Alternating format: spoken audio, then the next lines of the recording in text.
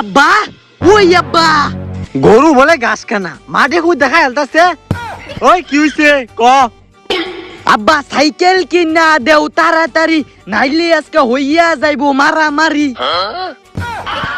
বাইতে জাগা তুই সুধীর ভাই, নাইলে কিন্তু তোর উপায় নাই।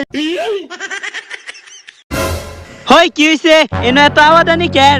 দেখ কি হরে তোর চেহারা, আমার দেখবার মন চেনের চেহারা। দেও লাগতো না আমার চেহারা, আমার লাস্ট আবেদনটা হইনা লইন। বরাবর মোহাম্মদ আব্বা আম্মা, বিনীত আবেদন এই যে আমার একটা সাইকেল কিনিয়া দেন। দিতাম না, পরে ক।